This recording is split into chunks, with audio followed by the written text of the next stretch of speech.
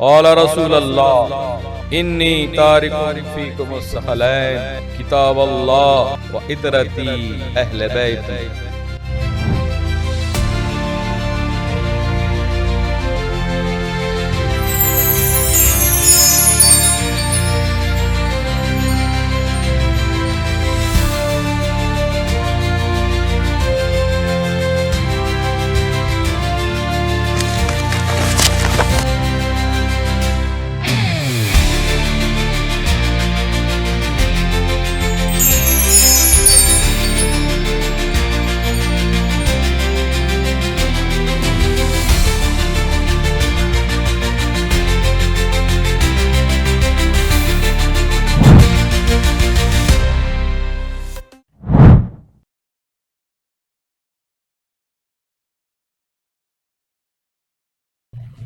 اعوذ باللہ من شر الشیطان اللعین الرجیم، بسم اللہ الرحمن الرحیم، الحمدللہ رب العالمین، الصلاۃ والسلام علی رسولہ الکریم و اہل بیتہ الطیبین الطاہرین و اصحابہ المنتجبین، اما بعد۔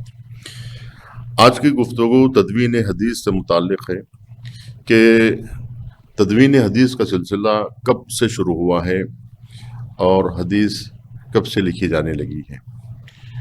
تو اس سلسلے میں یہ عرض کرنا ہے کہ قرآن مجید نے اپنے نزول کے وقت ہی سے لکھنے اور پڑھنے کا حکم دیا ہے۔ لکھنے پڑھنے کا حکم دین مقدس اسلام کے اولین دستورات میں شامل تھا۔ لکھنے کی ارزش و اہمیت ہر متمدن معاشرے میں رکن اصلی تصور کی جاتی ہے۔ اکثر و بیشتر احادیث میں مسلمانوں کو لکھنے کا حکم دیا گیا ہے، اور خود پیغمبر اکرم صلی اللہ علیہ وسلم نے اپنی زندگی کے آخری لمحات میں قلم و دوات کا تقاضا کیا تھا تاکہ مسلمان گمراہ نہ ہو سکیں۔ لیکن اہل سنت کے نزدیک تدوین حدیث کا مسئلہ کوئی زیادہ اہمیت کا حامل نہیں رہا، اس لیے کہ حضرت ابوبکر نے 500 احادیث ایک کتاب میں جمع کی اور اسے جلا ڈالی۔ حوالہ ہے تذکرۃ الحفاظ جلد 1 صفحہ 5۔ آپ کے بعد حضرت عمر حدیثیں لکھنے کو غلط سمجھتے تھے اور ابو مسعود اور ابن مسعود کو زیادہ حدیثیں لکھنے کے جرم میں قید کر ڈالا، اور جس حدیث کی کتاب کو دیکھتے جلا ڈالتے۔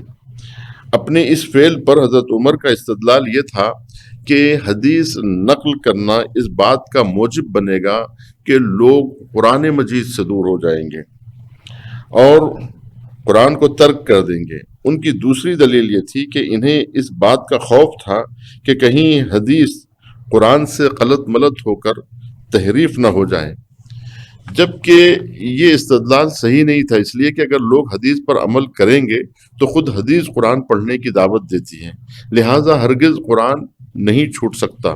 اس کے علاوہ اعجاز قرآن خود بہترین اور زبردست تفاوت ہے حدیث اور قرآن کے درمیان، جس سے کبھی حدیث پر قرآن کا دھوکہ نہیں ہو سکتا ہے۔ لیکن صاف ظاہر ہے کہ حدیث سے روکنے کا مقصد اپنے سیاسی اغراض کی تکمیل تھی۔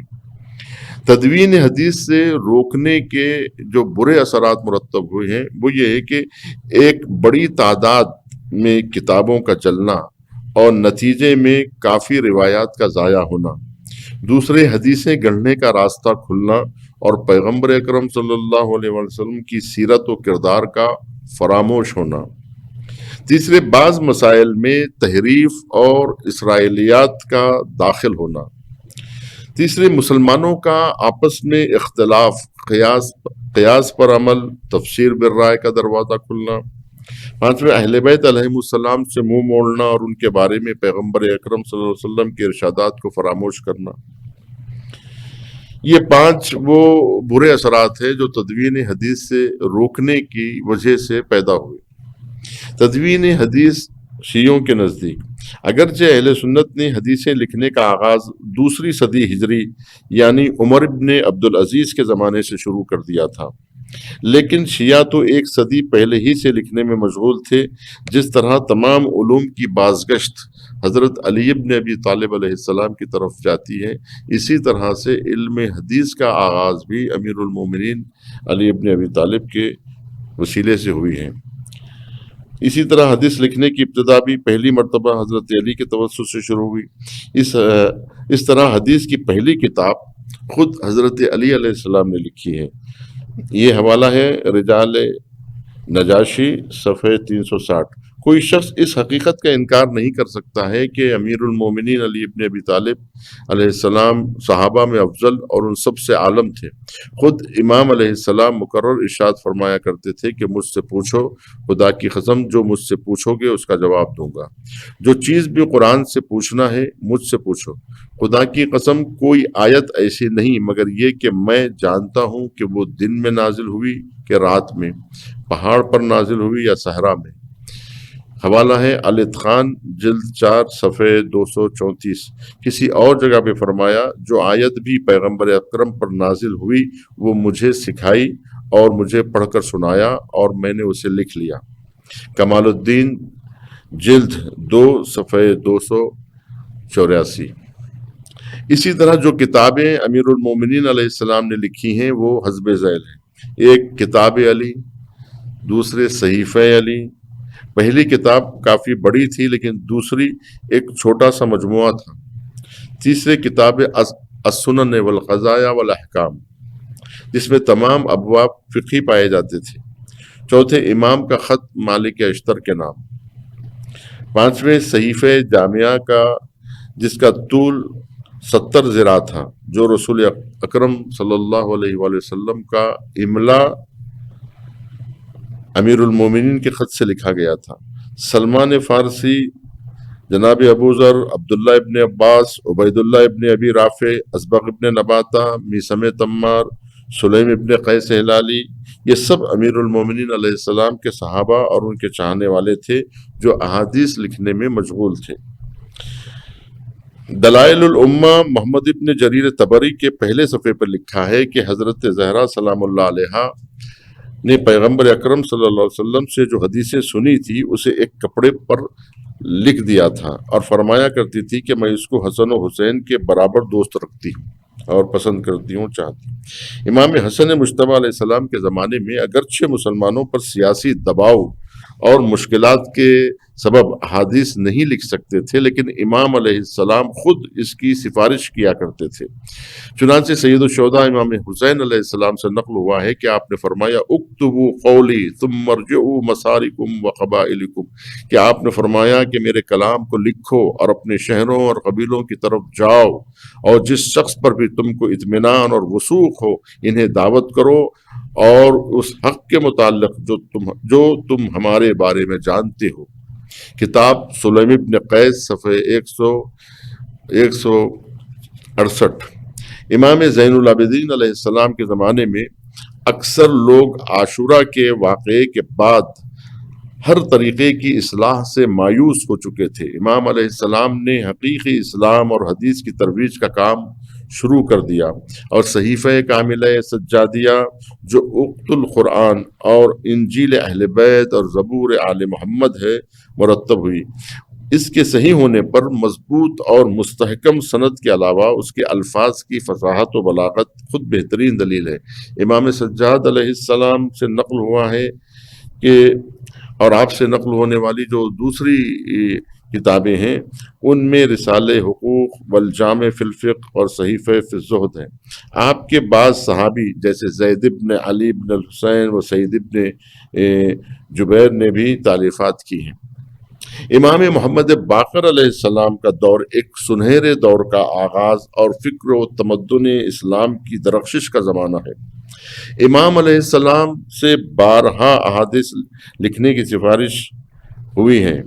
تفسیر القرآن، نسخۃ الاحادیث، رسالہ سعد الاسقافی، یہ وہ کتابیں ہیں جو خود امام محمد باقر علیہ السلام نے لکھی ہیں اور آپ کے کافی صحابہ نے حدیث کی کتابیں لکھی ہیں جیسے سلام ابن ابی عمرہ، مسعدہ بن صدقہ، مسمہ بن عبد الملک، نصر ابن مزاحم منقری، عمر ابن ابی المقدام، ظریف بن ناصح، معاذ ابن مسلم، وہب ابن عبدیہ، اور امام جعفر صادق علیہ السلام کے دور میں خود آپ کا مکان ہی یونیورسٹی بنا ہوا تھا، جہاں حدیث، تفسیر، کلام، فقہ، تاریخ، اخلاق کے تمام مشتقان علوم جوق در جوق روانہ ہوئے۔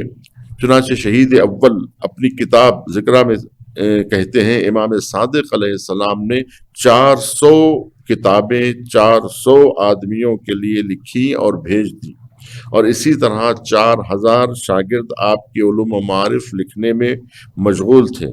رسالہ اہلیجہ، توحید مفضل، رسالہ ابی عبداللہ النجاشی، رسالہ الی صحابہ، رسالہ فی وجوہ معائش العباد، المعجزات، یہ وہ آثار ہیں جو امام علیہ السلام سے منقول ہوئے ہیں۔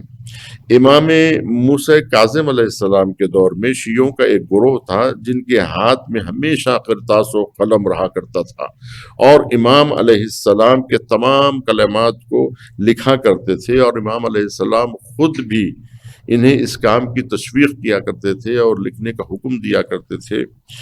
چند کتابیں اور رسالے بھی امام سے نقل ہوئے ہیں، جیسے مسند الامام موسیٰ بن جعفر ابی عمران موسیٰ بن ابراہیم المروزی نے جمع کیا ہے۔ یہ کتاب 12 ایران اور بیروت میں چھپ چکی ہے اور 59 حدیثوں پر مشتمل ہے۔